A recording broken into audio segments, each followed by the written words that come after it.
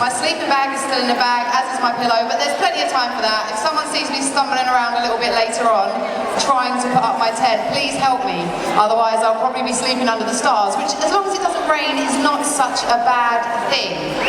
So, on a level of 1 to 10, I'm expecting you to clap, whoop, cheer for how good you're feeling. Are you ready? We're going to start from 5, because no one's below that. 5, 6, 7, 8, 9, 10!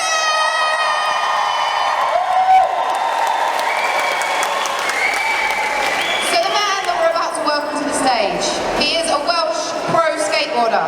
He's 1/4 of and the founder of Dirty Sanchez, who had their own MTV show. I'm sure you've all seen it.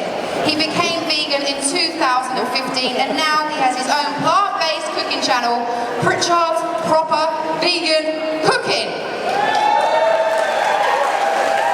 His book's out as well, Dirty Vegan. If you haven't got it, make sure you do. So let's make some noise and give a very warm welcome to Matt Pritchard!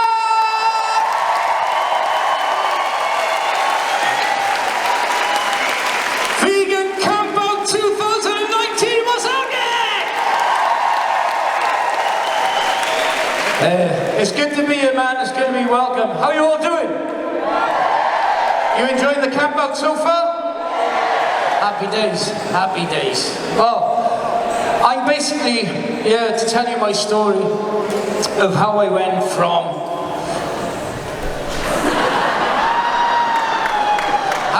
from this to this. So I'm just going to tell you my story from the start, really, and how I got involved in cooking. Well, basically, before I got involved in cooking, I wanted to be a stuntman. And back in the day, when I was younger, when you tell your careers teacher that you want to be a stuntman, they look at you daft. They almost probably look at you daft today, and they said, no, well, you can't be a stuntman, that's not a career. What else do you want to do? And I was really interested in cooking. So I said, oh, I wouldn't mind being a chef. So it's like, cool, happy days. So I signed up, well, I didn't sign up, I went to college to study being a chef. At Colchester Avenue Catering College, which that's not there at the moment, it's actually gone, it's now a housing estate. But this is where I learned to be a chef. I spent 2 years of my life there learning to cook. I really enjoyed it, and of course at the time I was skateboarding as well, I wasn't the typical student where in the lunchtime breaks they go to the pub and get pissed up. On the lunchtime breaks I would actually skate outside and everyone would have thought I was a bit of a weirdo. Nothing's really changed, to be honest. And when I left college, I was in the big bad world. I needed to find a job cooking. I needed to pay the bills, I've done my training. So I was handing my CV out to many restaurants in Cardiff, and a Persian restaurant in Cardiff gave me a ring and said, we're interested, do you want a job? And it was a Persian restaurant with a takeaway as well. So I was looking after a restaurant and a takeaway at the same time. And don't forget, trying to deal with pissed up punters at that time in the night whilst trying to deal with a restaurant was hard work. But whilst I was working there, the manager, is there any younger children in here? I've got to watch my language. The manager there was a knobhead, and he was a bully, and I'm not really going to get too much into it because it's not the time and the place, but he really put me through a really tough time, and in the end he sacked me, and it put me off the catering industry really, and it really put me off cooking and being a chef. So I carried on my passion, which was skateboarding, and to fund my skateboarding passion I started cleaning windows with my friend. Easy job, it was outside in the summer. So in the summer it was good, in the winter it was hard because obviously raining, cold, horrible, but that paid for my passion, which was skateboarding. And I went to a competition in Radlands in Northampton.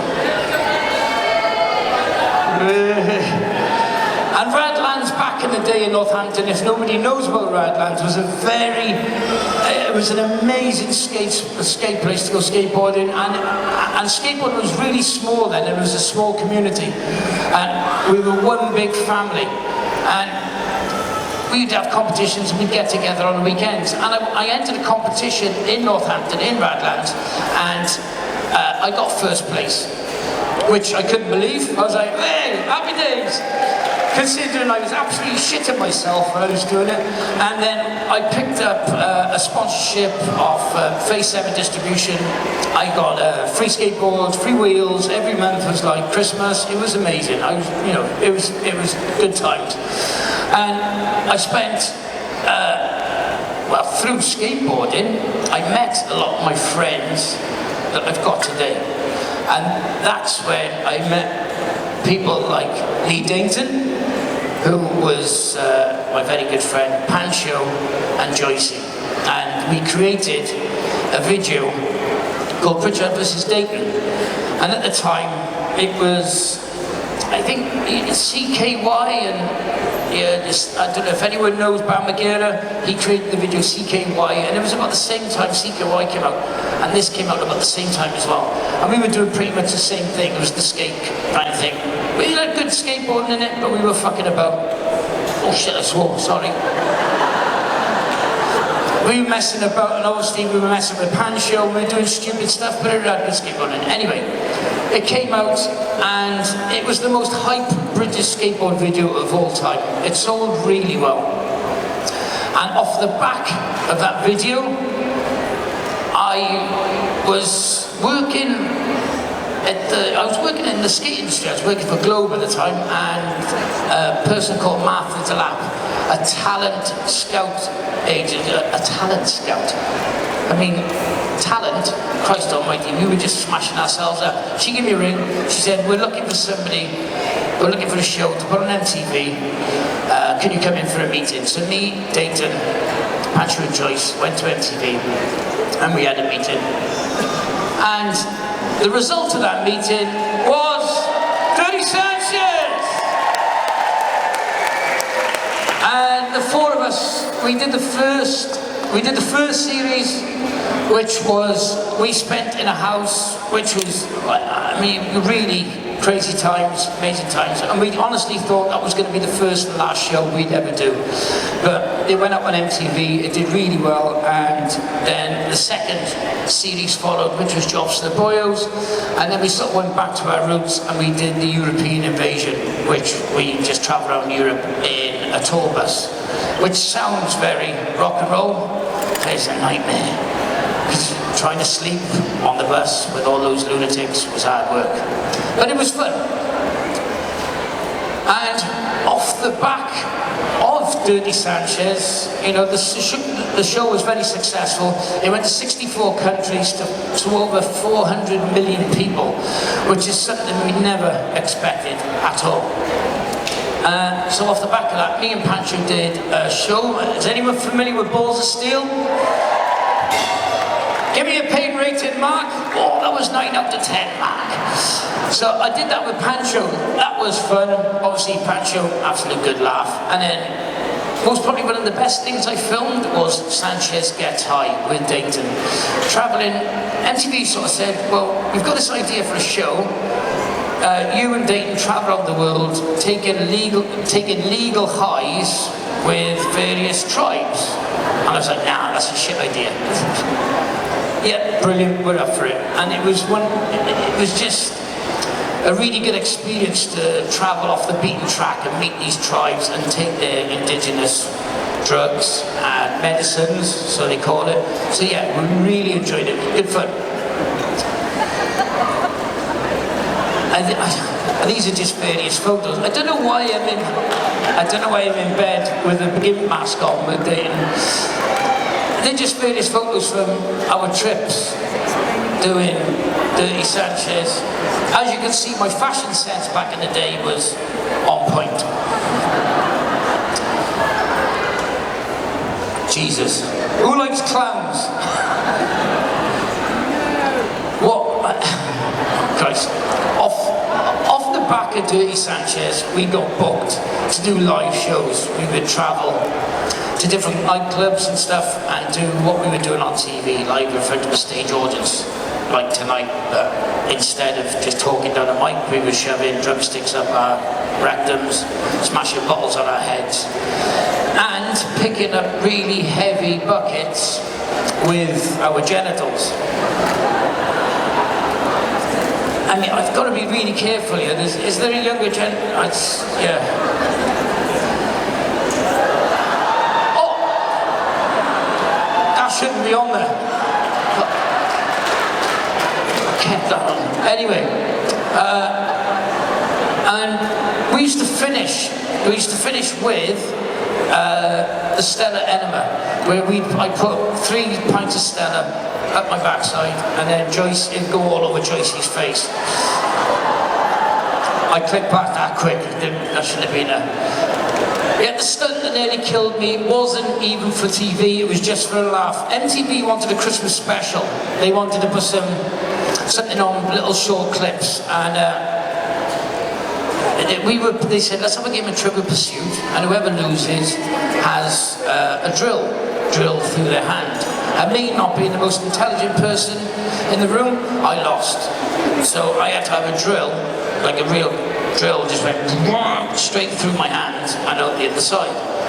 And it was a really rusty drill, and they pulled it out, and I went back home to Cardiff, and I woke up in bed, and I had a massive tennis ball hand. And I ended up going to hospital, and the doctor said, how did you do it? And I said, I lost a Trivial Pursuit. He said, what do you mean you lost a Trivial Pursuit? Your hand's in a mess. I said, well, I lost a Trivial Pursuit, and doing so, I had to have a drill through my hand. And I was admitted to hospital. I had septicemia, and I was in hospital for 7 days. And it was over Christmas, and my mother was completely peed off.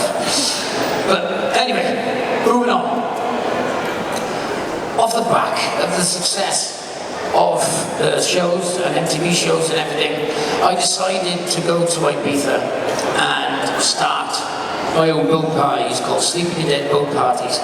And with the success of a TV show and the money that was coming in, I started taking, I really took it in the party, and I really enjoyed myself. Sometimes a little bit too much. And these boat parties in Ibiza, I managed to do for 2 years. They were a really good laugh, really good fun. Me and Dayton did some Pritchard versus Dayton gigs in Clubland, boozing again, and then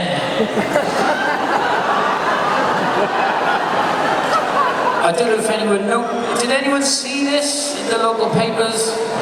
But this was on the Gumball Rally. And yeah, to cut a long story short,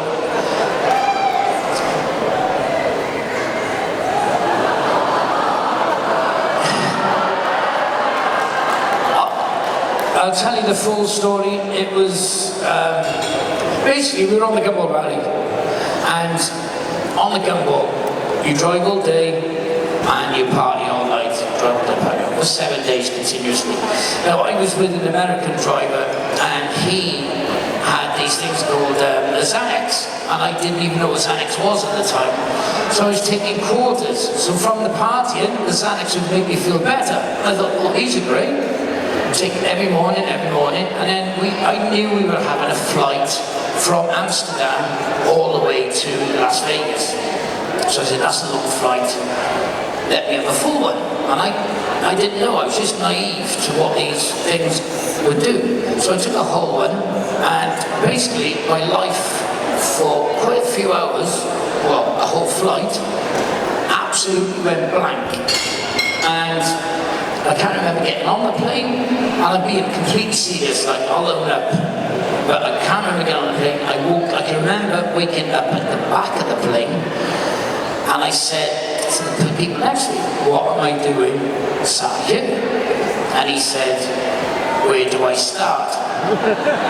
And as soon as he said, where do I start? I thought, oh God, the whole world sort of just shit, what have I done? What have I done? Anyway, got up on my seat, went to go to where I was sitting, and everyone was just looking at me laughing. I was like, Jesus. Apparently, I got the Xanax kicked in, I got so drunk that I teabagged a gangster rapper. And this was a private jet, mind, so it wasn't a commercial flight, hence why I didn't get arrested in America. So I teabagged a gangster rapper, Bun B, who wrote Gangster Trippin' and stuff, and he said, Pritch, if it wasn't you, I would have shot you.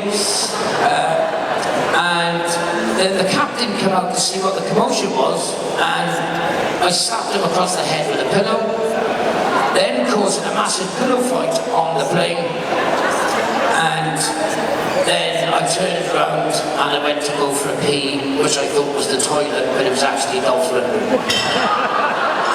So I peed all over Dolph Lundgren, but luckily for me, Dolph Lundgren was a really nice guy. I apologised to him, and he shook my hand, and he said, don't worry about it, it's all cool.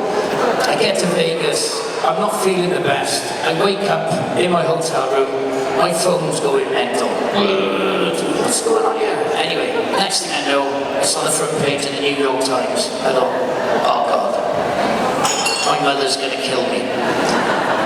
And then it ended up, basically I was walking down the strip in Las Vegas and everyone was going, hey man, it's that naked dude! So, that was that. Good times. Oh God, as you can see. But then, I mean, it's all fun and games. It really is all fun and games. Partying is great, but when partying starts taking over your life, it really, it's not good. It's sort of the devil comes inside you, and it's bad egg. It really is. And as you can see by there, I started taking it a little bit too far, and my life was starting to go a little bit downhill. I mean, I go to barbers in Cardiff, look at the state of Aiken, but this is what alcohol, too much alcohol and too much narcotics does to you after a while. It really chews you up, messes with your mind, and it ain't good. Everything caught up me, and then after a while, Dirty Sanchez disappeared, the partying was caught up with me, and everything started going downhill. And I really started suffering quite badly with depression, locking myself away, and yeah, I mean, I didn't really want to get into it with everyone, but it really did get pretty bad at points. I wanted to feel good again, because it got to that point. I mean, I was a skateboarder, so I was always fit. I did the Cardiff Half Marathon when I was 15, and I just wanted to get my endorphins and I wanted to feel good again. Because whilst I was at the height of my drug taking, I actually left the crack house and went straight to the start of the Cardiff Half Marathon, really in a mess, and just ran the Cardiff Half off my head on crack again. Not good, just bad. So I took up running.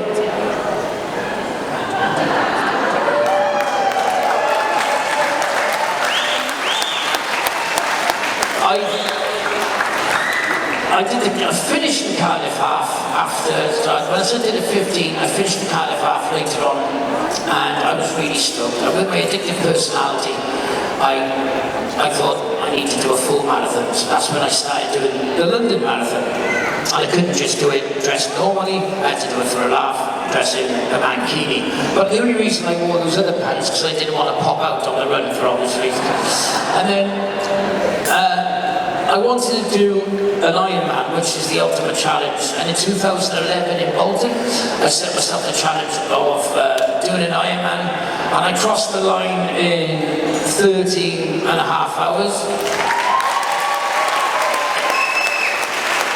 But it wasn't just just crossing that line, it was the journey to the actual event, like the training every day, the discipline and everything you need to put in to complete an Ironman event. It was really good for my mental health and for my fitness. Then I decided with my friends, Leo and Matthew Ryan, there was a girl, she needed an operation in America which cost 50 grand so she could be able to walk again. So the three of us said, let's run from John O'Groats to Land's End in 30 days. So we started in John O'Groats and we did 34 miles a day for 30 days, and we managed to raise the money. And she actually went to America, she got her new legs, and now she's actually walking today, which is absolutely amazing.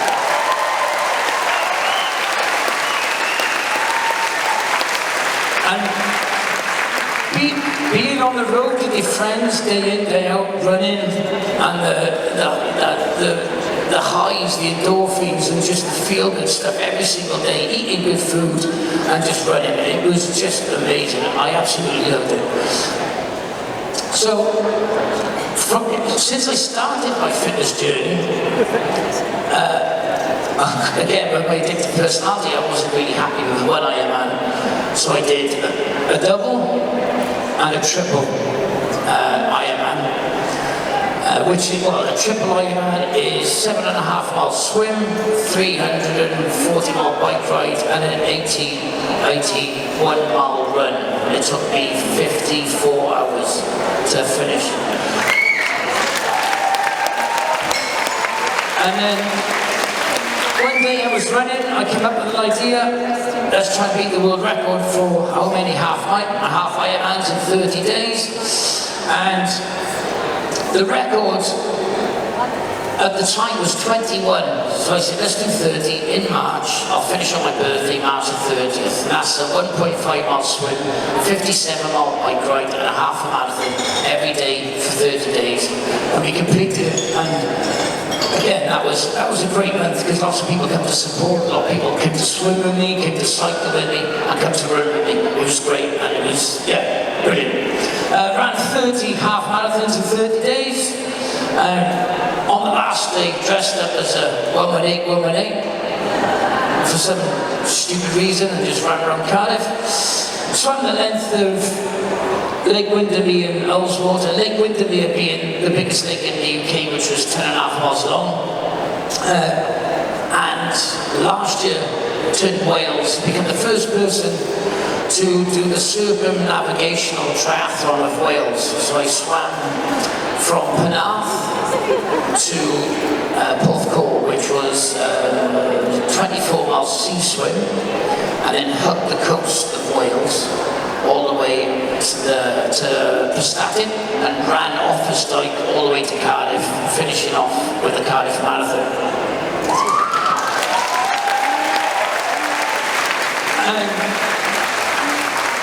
Just 3 weeks ago, I'm actually still recovering now. I just finished, I set myself the biggest challenge that I've ever done. I did it to raise money for the dog meat trade, to rescue dogs from the dog meat trade in Cambodia and Thailand. It was for a charity called The Sound of Animals. So we did 10 Ironman in 10 days, which was a continuous event. So that was a 24 mile swim, 1,120 mile bike, and a 262 mile run. And it took me 258 hours to complete. And I finished it 2 weeks ago.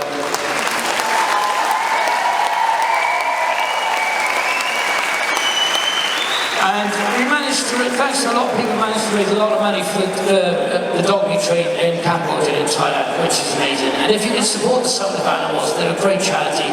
A guy called Dr. Michael Shaw, who actually goes to the slaughterhouses in Cambodia and just grabs these dogs and rescues them. And he's an amazing guy, so if you can check him out, honestly, he's brilliant. Such a nice guy. Flipping the vegan switch. How did I turn vegan? Well, I just couldn't, because of all the Ironmans, the ultra endurance events I was doing. I was looking into a lot of endurance athletes are vegan, and I wanted to look into why they were vegan. So I started doing some research, and I was doing my research. It started opening my mind. I thought, you know, I'm a lover of animals. Why am I eating animals? And I've got a lovely dog. There he is, Lemmy. He's actually backstage. I'll bring him on stage in a minute. And I thought, well, I'm not going to, at the time, I'm not going to eat Lemmy. And then, why should I, if you can't eat Lemmy, why can't, well, you know, there's cows, pigs, what's the difference? There's no difference. And in my head, an animal is an animal, whether it's a cat, a dog, a pig, or a cow. They're not to be eaten, they're to be loved. So somebody said, watch Cowspiracy. So I watched Cowspiracy on Netflix. And that changed my life as soon as because I thought veganism was just, you don't eat eggs, you don't eat meat, you don't eat dairy. But there was more to it than that. It was the environmental impact and everything else. And that documentary there changed my life.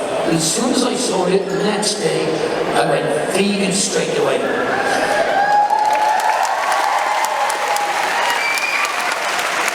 And I think it's thanks to that documentary that has changed a lot of people vegan in this room as well, which is brilliant.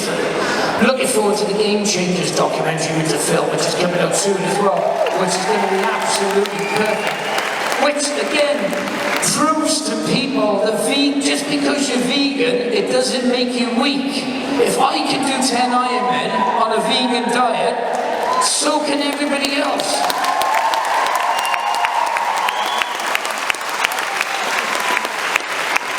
So with that, and my cooking background from when I went to college to be a chef,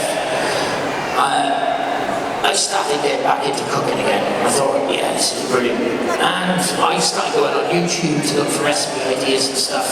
You know, I'm very rusty. I haven't been cooking in the kitchen for years, apart from just for myself. Very rusty. I looked on YouTube. I thought, there's a gap in the market here for a dickhead like me to do like a YouTube show or something. And my confidence was quite low at the time, and I thought, sod it. If I'm going to do it, let's do it. Let's go in. I started Pritchard's proper vegan cooking, and we had so much fun. It was amazing. I absolutely loved it. Launched it, got some good feedback off it, and that's when the BBC came calling, and they called me in for a meeting. They said, "Oh, we really like your vegan show on your YouTube channel. Would you like to do a show for the BBC?" So I was like, yeah, cool, man. Amazing, let's do it. And we came up with a good format. But before Dirty Vegan launched, we did the Wild Man to Iron Man, which was the story about me transforming and actually doing the around Wales circumference triathlon. So here's a little clip from that triathlon.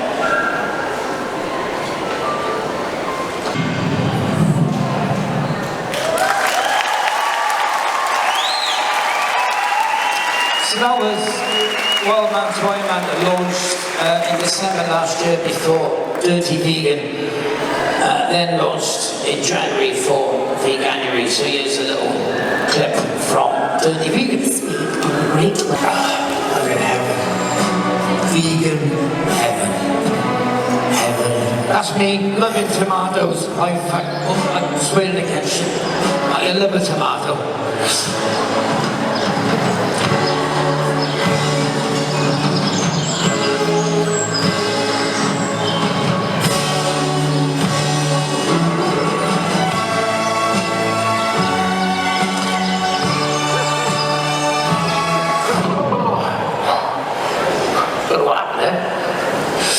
That was Dirty Vegan. Thank you. I'm pleased to say We're filming Dirty Vegan 2 and it's coming out in January next year, which is going to be amazing. Which is more vegan cooking on the TV. I've only got a few minutes left, so I'm going to flick through some of these. And just, if you want to buy a book, I'll be over by the bar later doing some signed books if you want. And I honestly can't believe that I've got a vegan cookbook out. It's absolutely amazing. And thanks to so many people who have bought it as well, which has made it one of the best sellers out there, which I'm very grateful for. Thank you. So we're going to have to skip this because we're out of time. And basically, through all the tough times, I'm very lucky to have some really good people. My good friend Adrian Rook, who was always there for me when I was suffering with really bad depression. He's been my tour manager, he's been my friend, and he's been amazing. My mum and dad, who, if anyone follows me on Instagram, will notice that my mother's absolutely bonkers. And my fiancée, Kira, who has been amazing too. So these people have just been absolutely amazing through my ups and through my downs. And of course, my dog, Lemmy! Where is he? Lemmy! And we're going to do a Q&A now. We're going to, we got Claire Rock coming into the crowd. Lemmy! He's gone the wrong way. Lemmy!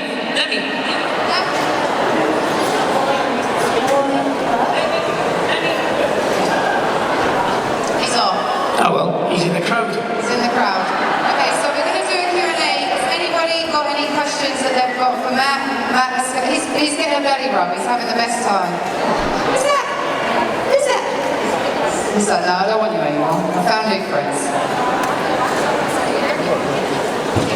Right, so questions. Does anybody have a question? I will come to the mic. I'll do my best running around.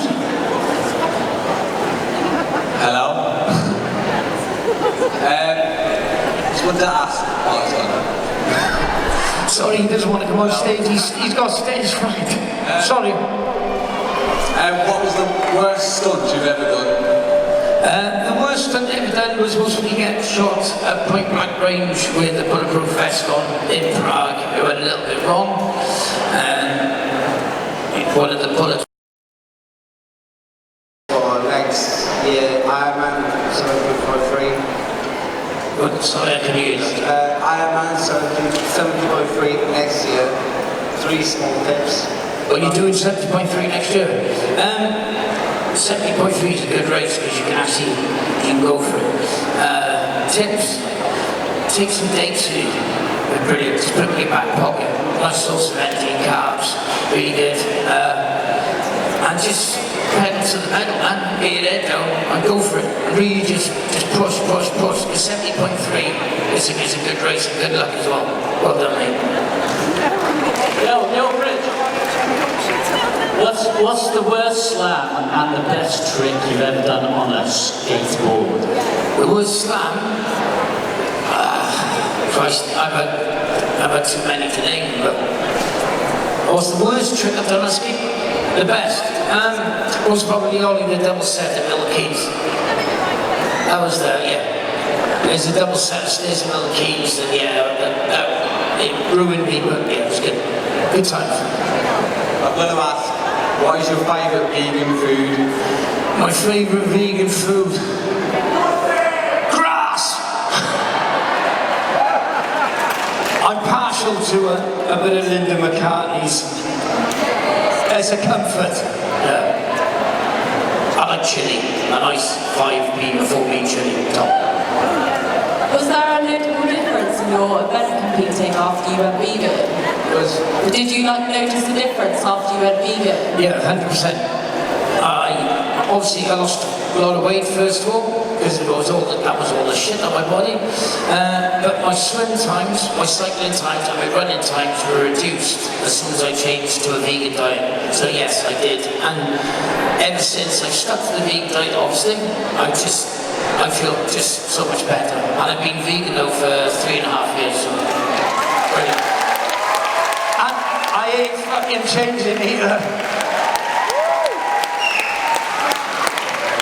I was just wondering, after all the stunts that you've done over the years, do you not find that your body is taking a toll on your body and that has an effect on your events, or are you just lucky? I've started doing yoga, and I find yoga really helps. I do hot yoga in Cardiff, and that's really helping my body, my joints. Yes, they're in a bit of a mess. And I think, especially after doing the Deca, the 10 Ironman, yeah, I can feel it quite a bit. But it's all about rest, recuperation, start again. Okay, hello there, good evening. I'm just asking, I thought it's fantastic, the series, the Vegan series, on which I watched through the iPlayer. But do you know if it's being rolled out across the country, it's going to play in other parts of the country? There's, because there's 4 episodes in the first series, there's going to be 4 episodes in the second series. So we'll have 8 altogether, so it'll look better for the main BBC, fingers crossed. Main BBC will take it on, and the veganism word will go out to a much wider audience, which is what I'm hoping for, and which I'm sure you're all hoping for in this group as well. So fingers crossed.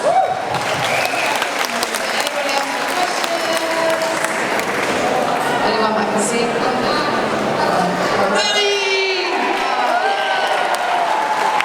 Let me sit. He's showing off his collar.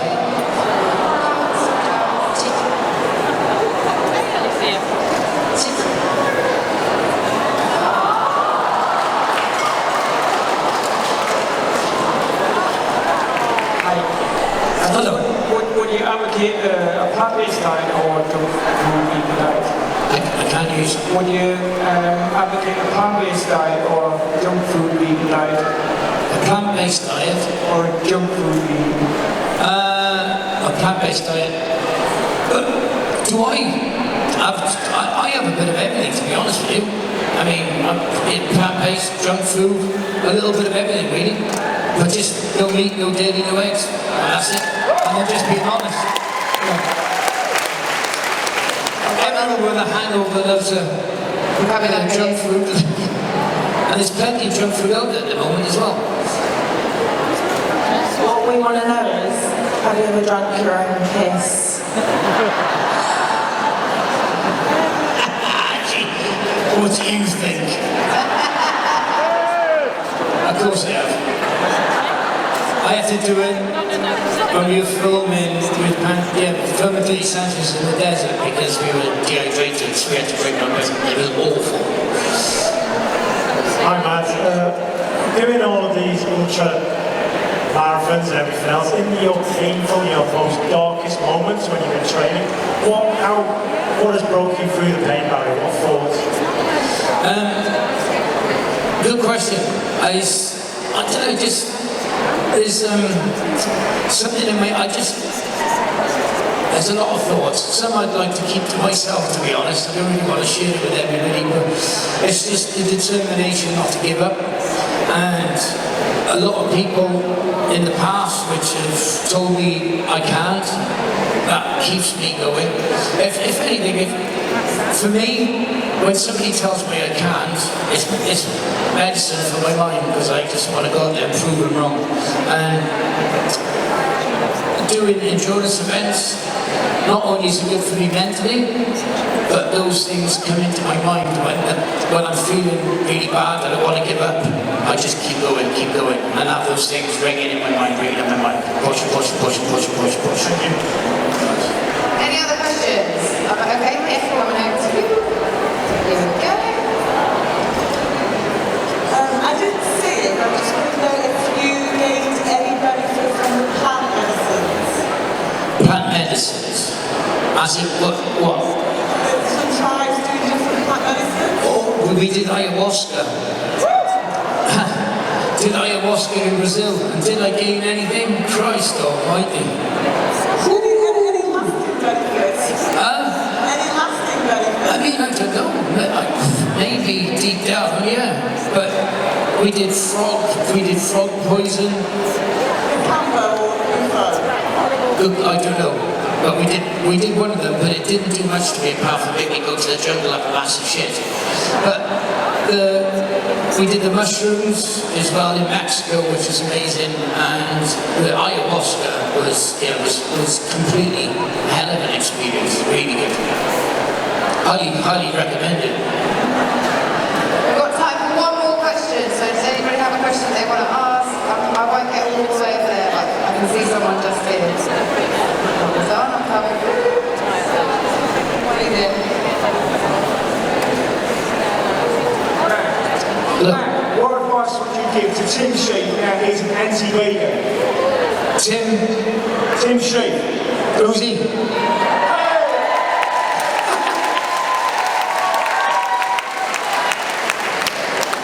got time for one more quick one. If there's anyone else that's close, I don't have to run to. Oh, I can see you all the way over there. Okay, I'm going to make it. I'm going to make it fast. Everyone clear the way. I'm coming through. Oh, yeah. Dun, dun, dun, dun, dun. That's my exercise for the day.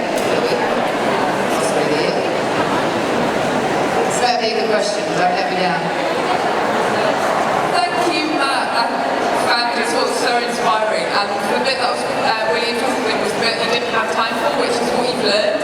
So I wondered what was the biggest thing you felt like you've learned from all of your experiences?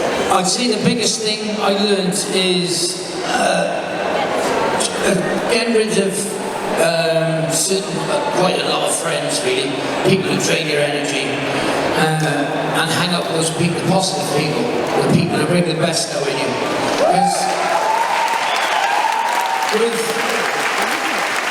Because with fame and money, it attracts a lot of really shit people, and to me, just being a nice person, I let a lot of people on board, and they just use me and just, yeah. So basically, just get rid of the shit people, keep your circle small, keep the positive people next to you, because they'll only breed positivity in yourself and bring the best out in you. So that's one of the biggest things that I've learned.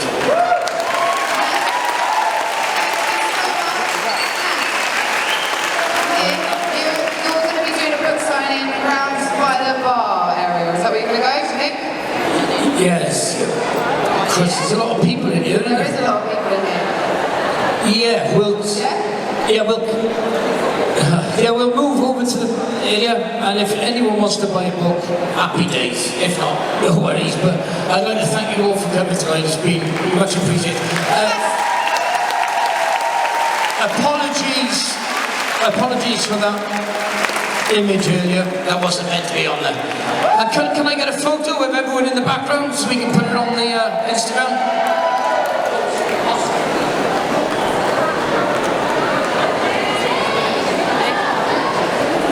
Is everyone ready for that? It's not a close-up, this is going to be a far-away shot. Everyone get your hands in here, vegan camp out, it's party time!